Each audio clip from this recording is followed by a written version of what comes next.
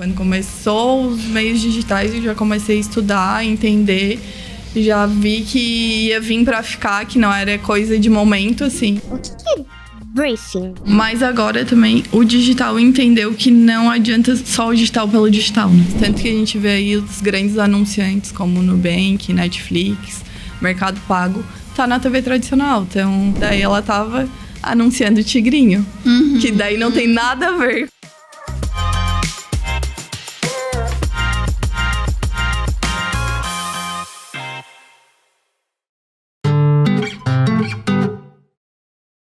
R$ 92% das vendas são perdidas no WhatsApp todos os dias nas empresas. Não é por falta de cliente que as empresas estão deixando de vender mais, mas sim porque não saber o que mandar para o cliente no WhatsApp. Falta de estratégia, às vezes não segue o time certo e acaba perdendo vendas. E isso acontece na maioria das empresas hoje no Brasil. E a Lise, ela veio para resolver isso. Nós temos a Lise Concierge, que você pega o contato que você está conversando, ela lê toda a conversa do WhatsApp e você pode perguntar para ela que tipo de mensagem mandar para esse cliente fechar. Não é qualquer tipo de mensagem. Por exemplo, não adianta mandar para o cliente, e aí, vamos fechar? Ele não vai responder quando ele está nesse time da venda. Você precisa criar uma conexão com ele. E a Lise ajuda isso. Nada adianta mandar mensagem por mandar de qualquer jeito. Precisa ser uma mensagem com estratégia. E sabe qual é o melhor de tudo? É pensar no perfil do cliente. Olá, eu sou a Elaine e esse é o Pede pro Marketing, o podcast do Clube de Marketing da SIC. Hoje a gente recebe aqui Gabriela Manique Barreto. Gabi, muito obrigada pela tua presença. Obrigada pelo convite, foi um prazer. Quando tu mandou o convite ali, eu fiquei bem feliz e que esse projeto prospere por muitos anos. Muito obrigada, Gabi. E a gente vai conversar um pouquinho sobre um assunto que a Gabi entende muito bem, porque afinal de contas ela já tem 20 anos com essa carinha, acreditem, ela já tem 20 anos de atuação aqui no mercado regional de marketing e é especialista em estratégias digitais, é isso, Gabi? Isso, lá na agência, cada um foi para uma área, né? Sou da agência SDI, né? Começou lá com os meus pais. E há 10 anos eu e meu irmão aí estamos meio que assumindo a frente. E daí meu irmão foi mais pra uma área, eu fui mais pra outra, né? Pra cada um ter o seu espaço. Desde o começo eu gostei mais do digital e fui focando mais no digital, assim. E ele ficou mais com a parte de planejamento e consultorias. Perfeito. A gente vai conversar hoje sobre mudanças no mercado, né? Ao longo desses, pelo menos, 20 anos, né, Gabi?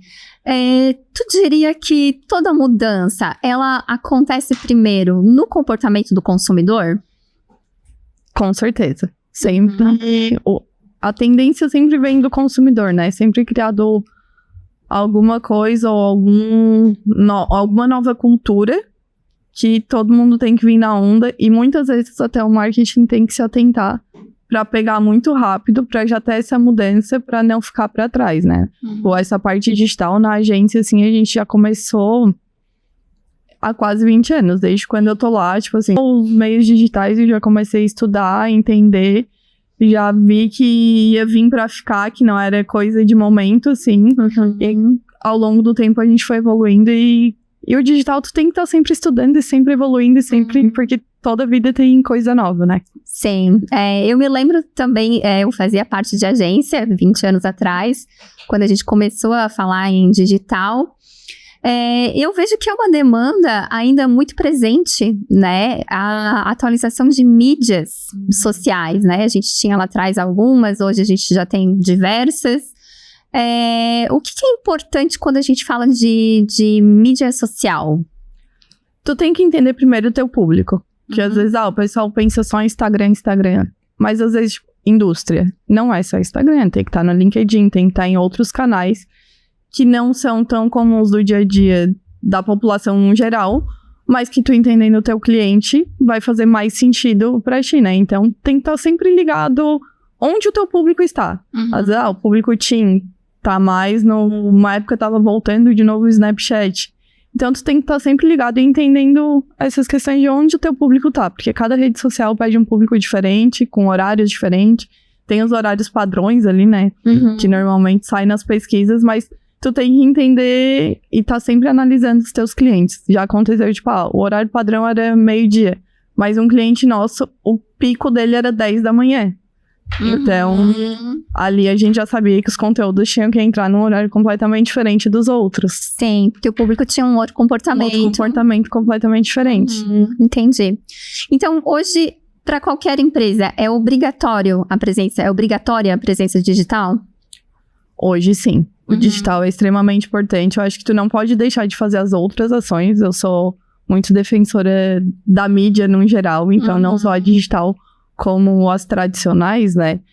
E que uma época até a gente mudava, falava mídia on e mídia off. Pra mim, hoje é cross-mídia. Você tem que estar em todos os ambientes, mas entendendo sempre o teu cliente. E o digital, ele é importante porque é uma mídia barata, né? Então, assim, pra quem não tem muita verba, estar no digital é essencial. E pra quem, né, já tem mais verba, daí o ideal é sempre estar divulgando em vários meios, mas sempre entendendo o perfil de público, o perfil de cliente, pra não sair... Porque nem sempre o que tá em primeiro, às vezes, nas pesquisas, é o meu público. Tem que, né, conhecer pra encaminhar o teu cliente pro veículo certo. Tá. Dentro do teu dia a dia, tu consegue priorizar para cada cliente uma dedicação, não tô falando de investimento, mas uma dedicação maior ou no digital, ou em outras mídias, ou em criação de posicionamento, ou em relacionamento? Sim, ali na agência a gente sempre tem contratos já definidos com os clientes, a gente tem as 3 frentes de negócio, né? Então, normalmente a gente entende o cliente e já define quantas horas a gente vai demandar para cada coisa. Às vezes acontece no meio do processo de um mês ter uma demanda maior em outra área, mas a gente normalmente já sabe, tipo, vou ter que demandar mais horas de performance digital, mais horas de criação de campanha, mais horas de consultoria interna. Então a gente tem essa diferença e tem várias pessoas dentro da agência. Então, tipo, eu hoje estou à frente do atendimento, então eu atendo o cliente num geral, assim, né? Mas a gente tem pessoas dentro da agência que daí focam e eu delego essas funções para cada um, né? E falando de relacionamento com o público, com o público-alvo, o que tu acha que houve de mudança mais expressiva ao longo do tempo? A mudança principal foi a vinda do digital, né? Mas agora também o digital entendeu que não adianta só o digital pelo digital, né? A gente tem que estar nos outros meios, tanto que a gente vê aí os grandes anunciantes como o Nubank, Netflix, Mercado Pago, tá na TV tradicional, estão com comerciais nas grandes redes, estão patrocinando grandes programas que são dos veículos tradicionais, né, que a gente chama, mas eles são nativos digitais. Tia Gabi, o que é briefing? Briefing é um texto que tu pega com a pessoa antes de começar qualquer trabalho. Tipo assim, vou fazer uma campanha de um chocolate. E daí eu pergunto pro meu cliente, o que tu quer com essa campanha? E daí ele vai me descrever, eu quero que apareça o chocolate, quero que apareça uma pessoa, vou destinar um tanto de verba. Então, tudo que vai envolver esse material, a gente pergunta para o cliente e cria esse roteiro, esse texto, para a gente conseguir montar o material. Entendi. Tipo, tu vai fazer uma propaganda e tu pergunta pro cliente o que ele quer que apareça. Isso. E daí depois a gente monta a campanha. Mas o briefing é isso. É tudo que o cliente tem que falar pra gente sobre a campanha. Falando em mídia digital, quando começar, se eu ainda não tenho um posicionamento, vale a pena ter uma presença digital? O ideal é ter um posicionamento, mas eu acho que hoje o digital é muito tentativa e erro. A gente olha uma pessoa, pega como inspiração, mas às vezes não vai servir pra mim. Eu posso começar a fazer como ela está fazendo, né, como uma inspiração. Mas é isso, vou ter que ir analisando métrica, analisando o que o meu público está pedindo, o que ele está querendo. E diante disso, ir me adaptando e moldando para um melhor posicionamento, né? Mas o ideal é sempre começar com um posicionamento já certo, né? O mundo ideal, mas a gente sabe que, né? Mundo ideal e o mundo real, né? Nem sempre dá para fazer... Entre não ter uma presença digital e ter uma presença... É melhor ter. com cuidados, óbvio, né? Tem que ter alguns cuidados pra também não queimar, assim, tua imagem. Mas tem que ter a presença digital, com certeza. E hoje a gente tem vários aplicativos, às vezes, quem não tem dinheiro pra começar com uma agência ou com ou um profissional de marketing. Tem aplicativos aí pra quem tá lá começando seu negócio agora, é pequenininho. Tem infinidade de software hoje que as pessoas podem acessar e começar a ter essa presença. Ferramentas que geram oportunidades, né? Ô, Gabi, a gente presenciou um momento muito forte de contratação de influencers. E logo depois disso, a gente passou para uma etapa, um novo pensamento, que é a representatividade. Então, os próprios, muitas vezes até proprietários, empresários, aparecendo, né? Sendo o próprio, a própria pessoa influenciador da marca. Influenciador da marca, exatamente. Na tua visão e na tua experiência, o que é mais seguro? Claro, quando tu tá à frente da tua marca, é muito mais seguro porque tu tem um conhecimento maior sobre ela, né?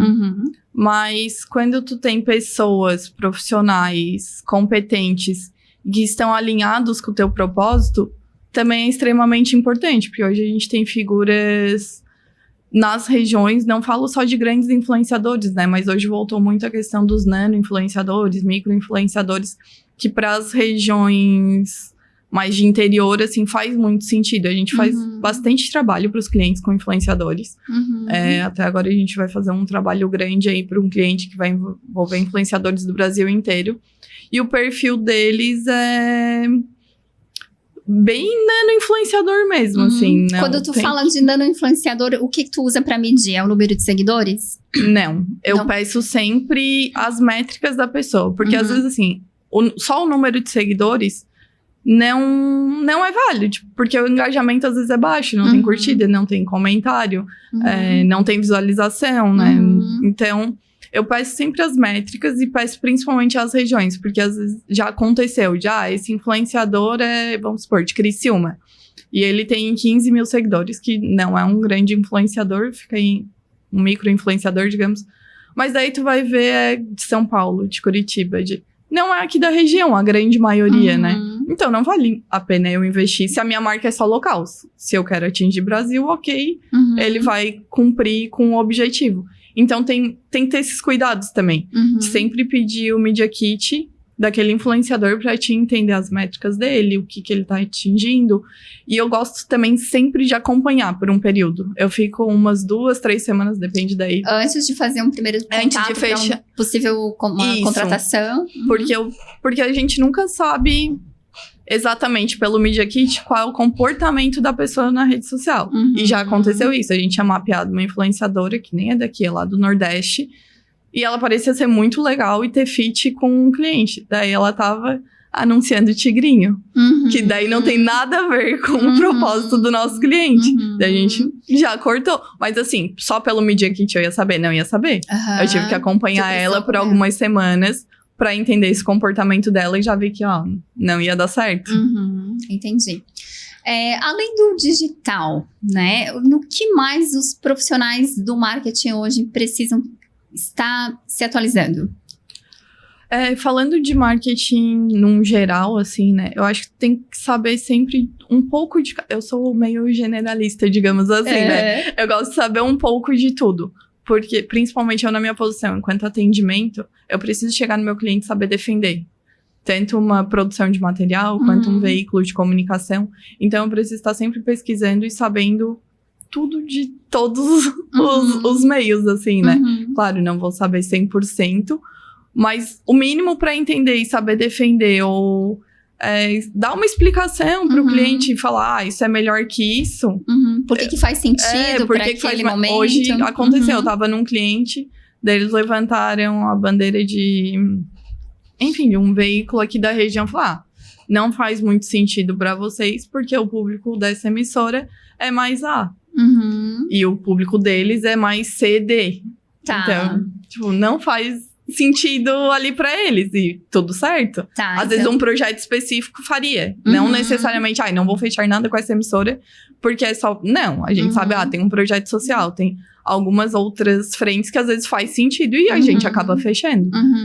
Mas especificamente o que eles pediram não fazia sentido. Sim. E eles entenderam e tudo certo. Então, pelo que eu tô percebendo, existe uma coisa que não mudou ao longo do tempo, que é a gente precisar também ensinar ao cliente o que escolher dentro das estratégias possíveis. Não, isso com certeza não mudou, porque ainda tem muito cliente que tem a sua percepção. Eu escuto essa rádio, olho esse programa e acho que aquilo vai ser bom pro cliente dele, mas não é. Sim, mede pela sua régua, não pelo consumidor. E às vezes tu não é o teu público. Às vezes às vezes não. Então, tem que conhecer também as regiões, mas isso não mudou. Ainda tu tem que estar lá na frente do cliente, ensinar e mostrar o porquê. Tem um papel educativo, né? Também, entendi.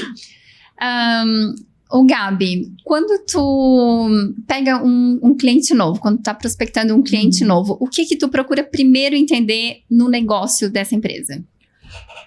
Sempre que a gente começa num cliente, a gente faz uma reunião inicial, que é um kick-off, né? E a gente desbrava todo o cliente, pergunta tudo o que for possível dele para entender. E dependendo até, pede para ir conhecer os departamentos e conversar com os departamentos. Porque eu tenho que saber tudo do cliente para poder estar fazendo os materiais da forma mais assertiva, né? Então, vocês precisam necessariamente conhecer o negócio como um todo. Precisamos. Como um todo. E até entender de demandas, porque às vezes assim, o cliente chega e fala, eu quero uma logo, enfim, uma campanha X. Daí na conversa com ele, mas como é que é teu negócio? Quais as regiões que trabalha? A gente vai entendendo que tem muito mais demanda. Daí o que muitas vezes acontece vamos começar com um contrato menor. E daí a gente vê se realmente vai aumentar essa demanda ou não. Normalmente aumenta. E daí a gente renegocia depois de um tempo. Tu acha que esse é um ponto que diferencia os profissionais do passado dos profissionais atuais? Ou seja, a capacidade de investigar as necessidades do cliente? Em vez de só atender a demanda? É que assim, por experiência familiar, né? O meu pai sempre teve isso. De ele investigar. Ele já tinha isso. Então, não sei se por cultura também eu aprendi com ele, enfim, né? A gente sempre teve essa coisa de investigar muito o cliente, entender o cliente, se colocar no lugar dele em muitos momentos. Que eu confesso que eu não vou saber falar se antes não era assim e agora é assim, porque a gente sempre teve essa experiência dentro da agência, né? Entendi. De sempre procurar entender o negócio. Sempre a gente tanto que uma das nossas premissas também, às vezes, quando o cliente entra na agência, é já fazer uma pesquisa para entender mercado. Então, é uma cultura que sempre teve lá dentro da empresa. Pesquisa. Os nossos trabalhos, no geral, são muito baseados em pesquisas, né? Seja pesquisas próprias contratadas ou pesquisas de mercado que tem enfim, bancos de dados. Como a gente é filiado ao SEMP, eles disponibilizam muitas pesquisas lá, então a gente está sempre se baseando e balizando tudo que a gente faz com pesquisas, né? Só no achômetro. Sim, com base em dados, né? Gabi, o teu trabalho, né, na agência, a tua agência, na verdade, o teu setor, o teu ramo, é basicamente fornecer soluções para o crescimento de negócios, né? De certa forma, a gente pode afirmar que algumas tarefas da gestão são terceirizadas para o marketing? Da gestão administrativa mesmo da empresa? São também. A gente tem que estar presente em tudo, né? Então, e não dá conta de tudo, né? Então, a gente, hoje eu tenho várias pessoas, a gente tem administrativo, tem consultoria, meus pais ainda trabalham, né, na empresa, e a minha mãe cuida muito dessa parte administrativa da empresa, então, a parte de gestão ainda tem muitas pessoas ali na agência, né?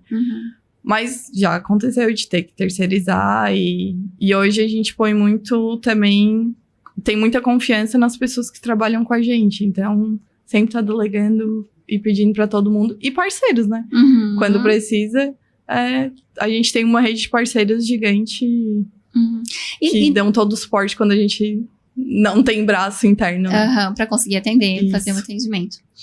E até onde que pode ir ou até onde é possível ir a liberdade do marketing na gestão do negócio? Eu acho que marketing e comercial, principalmente, eles têm que estar muito alinhados.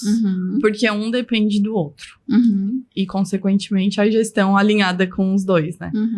Porque o comercial pelo comercial muitas vezes não vende, depende do marketing, né? Para trazer o cliente.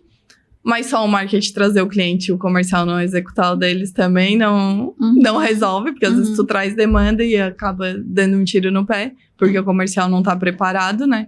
E a gestão tem que estar sempre olhando para tudo isso e entendendo, e às vezes até intermediando os setores. Tem conflito. Porque sempre tem conflito. Tem conflito. Tem. É normal. Marketing, igual dentro de agência, a gente fala criação e atendimento, tem conflito. Porque o atendimento defende o cliente e o design defende, né, o seu trabalho.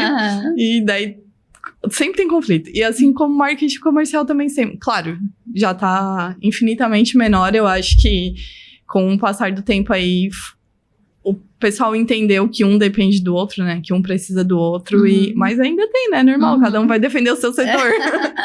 Falando nisso, em criativo precisar defender as suas ideias, não é muito o teu setor, assim, mas na parte de criatividade, né? Hoje falando sobre criativo, diretores de arte, redação, a equipe da criação. O que tu sente que mais mudou também nesse segmento? A parte criativa em si, eu acho que ainda continua muito forte essa parte humana, porque a inteligência artificial veio e, tem gente falando que vai substituir, mas eu acho que não vai. Porque, assim, tu precisa do diferencial, né? Inteligência artificial, se não tem a pessoa por trás dando o comando certo, também não tem a execução certa. Eles são peças fundamentais. A gente fala que hoje, as principais peças da agência, óbvio, tirando a gestão, é essa parte da criação. Tanto redação, né? O design, continua enfim. Sendo a alma da agência. Porque se não é eles trazerem também ideias diferentes. Porque às vezes tu vem do cliente com um pensamento. Quando aconteceu essa semana. Quando eu olhei o material, tipo, não era nada do que eu tinha pensado, mas era um material que eu gostei muito. Tipo assim, me surpreendeu. Então, é extremamente importante, assim. E cada um tem seu jeito, seu feeling. De design, eu acho que nada mudou. Exceto as ferramentas que vieram pra ajudar a agilizar o processo, né? Que até, como a agência tá aí há 36 anos, né? O pai conta muito que antes eles faziam com letra 7. Que, tipo, nossa, não faço ideia do que seja. Pelo que ele explica, eu também não sei, né? Porque não era do meu tempo. Mas assim, que eram pecinhas que tu, tipo, encaixava pra montar uma frase, sabe? Tipo, pra ir montando um cartaz. Nossa, na época dos Incas, mais ou menos. Isso, mais ou menos isso. Então, tipo assim, com o tempo foi evoluindo, ó, foi evoluindo o software, né? Corel foi evoluindo, Photoshop. Então, assim, veio muita ferramenta para ajudar a agilizar o trabalho. Tanto que ele falava, uma campanha, um anúncio, sei lá, era 7, 15 dias para fazer. Hoje é 1 hora. Né? Então, teve muita essa evolução. Mas eu acho que a parte criativa, o penso, a gente nunca vai conseguir substituir, né?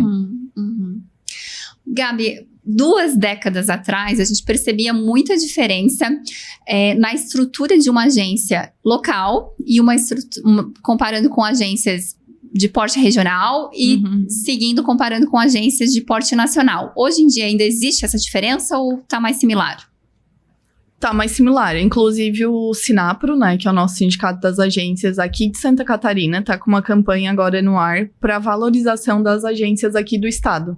Porque a gente tem muita agência boa no nosso estado e às vezes as empresas não valorizam e não vê isso. Tipo, empresas de fora vêm procurar as agências aqui da nossa região, do nosso estado, e as daqui às vezes estão procurando empresas de São Paulo, do Rio, de outros grandes centros, mas que se tu for pegar a qualidade é exatamente a mesma ou até melhor das nossas aqui. Então é uma questão de cultura mesmo, mas que tá sendo quebrado, assim. Já foi pior e eu acho que agora já tá bem melhor. E agora o Sinapro veio com essa campanha aí de valorização das agências locais. aqui de Santa Catarina, né? Entendi. Tu acha que essa procura por agências de fora é por uma espécie de status? Eu tenho uma agência de São Paulo, eu tenho uma agência de fora? Eu acho que é um pouco de cada coisa. Um pouco por status, um pouco por, às vezes, não conhecer realmente e ter ainda aquela lembrança do passado, que as daqui, às vezes, não eram tão boas quanto as de fora. Porque antes o que acontecia? Porque as de lá eram melhor, digamos assim, né? Porque as faculdades de comunicação, as melhores, eram de lá. Uhum. Tipo, ainda são, mas assim, aqui quase não tinha. Quando eu fiz, ainda não tinha aqui em Criciúma. Quando eu fiz publicidade. Eu tive que fazer em Tubarão. Então, assim... Exatamente. Então, é isso. Agora, o nosso mercado tem profissionais maravilhosos. A gente tá com cursos aí nas nossas universidades, cursos maravilhosos também. E eu acho que isso faz cada vez mais a nossa região e o nosso estado se profissionalizar, né? Só que por cultura. Eu acho que ainda é mudança de comportamento, não adianta, né? Toda mudança de comportamento, às vezes, demora um tempo pra acontecer, mas eu vejo que já tá acontecendo. Houve esse amadurecimento dos profissionais que fazem o mercado hoje.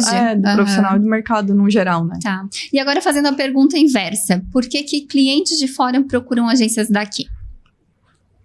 Eu acho que pelo mesmo motivo, por entender que a gente tá crescendo, tá amadurecendo. E ver essa valorização, ver campanhas, né? A gente vê muitas agências aqui ganhando prêmios internacional, prêmios nacionais. Então, acho que isso chama também. Tipo, acende um alerta. Opa, então lá também tem agência boa, tem não é só aqui. Entendi. Gabi, de forma geral, assim, o que tu destacaria do que está acontecendo atualmente, que é muito importante que o profissional do marketing esteja se antecipando em termos de tendências? Eu acho que o grande boom é a inteligência artificial, não adianta, assim, agora que o pessoal, eu vejo que agora que o pessoal tá conseguindo dominar e entender melhor, e ela tem muito para crescer, mas eu não acredito que vá substituir pessoas, ela só vai qualificar o trabalho das pessoas e ajudar na agilidade e na produtividade. Acho que é uma contribuição, né? É uma contribuição. Não nunca um uma risco. Não. Claro, se tu não se especializar, se tu não estudar... eu sou muito curiosa, né? Então, eu tô sempre estudando, sempre pesquisando, sempre fazendo curso. Então, se tu não se atualizar, tu vai ficar pra trás. E óbvio que vai vir inteligência artificial e tal, e pode te substituir. Mas a partir do momento que tu se atualiza, tu pesquisa, tu tá sempre adquirindo conhecimento, ela não vai te substituir, ela vai ser uma aliada tua. Eu acho que cada vez mais a gente tem percebido isso, né? De que não tem como entregar tudo para a inteligência artificial fazer. A gente precisa de um patrimônio humano também, tendo esse gerenciamento, né? Precisa. A gente fez um podcast até da agência ano passado, quando a gente deu o start com o pessoal da HPE, que eles vieram dar uma palestra num cliente nosso, e eles falaram só de inteligência artificial. E daí eles falaram ali que a inteligência artificial já tem há muito tempo, só que a que a gente tem acesso agora, que, né, começou a aparecer mesmo, mas ela depende muito do humano, porque tu tem que dar o comando certo, senão ela não vai te dar a resposta que tu quer. E ter critérios também para analisar essa resposta. Também, né? Porque ela ainda precisa ser educada, né? Tanto que quando a gente vai lá e fala algumas coisas, ela dá um contexto, às vezes, completamente diferente. Teve uma frase até que eu acho que foi a Cíntia que falou, que ela falou, é como se fosse uma criança de 5, 10 anos. Tu tem que falar com ela da mesma forma. Tu tem que ser claro, não adianta tu pôr meias palavras ou achar que tá falando com uma pessoa normal. Principalmente quando ela ainda não tá educada ali, né? Que tu já não conversou com ela várias vezes. Ela não vai entender. Ela não tem essa capacidade de discernir. Sim. Depende muito mais do profissional. Do profissional, da pessoa que tá ali e dando comando pra ela do que dela em si, né? E o que tu espera, Gabi, para os próximos anos de mudança no nosso mercado?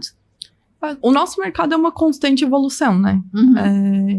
Já veio muita coisa nova aí. Eu lembro que há uns 10 anos atrás, talvez, num evento da SIC, eu já tava falando um pouco sobre que o Facebook tava trazendo a parte de hologramas, e teve o metaverso que agora no fim caiu. Não existe mais. Quem fez cursinho de metaverso não veio e já caiu. Mas é isso, eu acho que a gente tá em constante evolução de todas as ferramentas possíveis aí. Não consigo pensar em algo agora, meu não Deus, dá pra prever, super né? extraordinário, porque o boom já tá acontecendo, né? É muito difícil a gente falar, vai ter isso, vai ter aquilo. Mas eu acredito muito que cada vez mais vão ter ferramentas e inteligências artificiais aí pra auxiliar a gente. E quem sabe até hologramas aí, como estavam falando há anos atrás, que eu sigo uma pessoa que era acionista da Meta. Então eles sempre traziam muito conteúdo. Então eu ficava tipo, muito, meu Deus, isso vai acontecer. E claro, algumas coisas levam anos de pesquisa, né? Sim. E às vezes não dá certo, como foi o caso do metaverso. Verdade. Mas é isso, eu acho que vai ser uma constante evolução e tem muito pra surpreender a gente ainda aí nos próximos anos, de coisas que a gente nem imagina, ou coisas que até a gente imagina, mas pode vir assim, como pode demorar muito tempo. O importante é a gente estar correndo do lado tem que estar sempre acompanhando e se interessando e pesquisando e indo atrás. Perfeito, Gabi. Eu quero te agradecer pela tua presença, pela tua participação aqui. É uma honra te receber e foi um prazer conversar contigo. Obrigado pelo convite. É um prazer estar aqui também. A gente fica por aqui. Esse é o Pede pro Marketing. Se você é do ramo de marketing, se você tem um negócio, você vai encontrar informações importantes aqui. Siga a gente.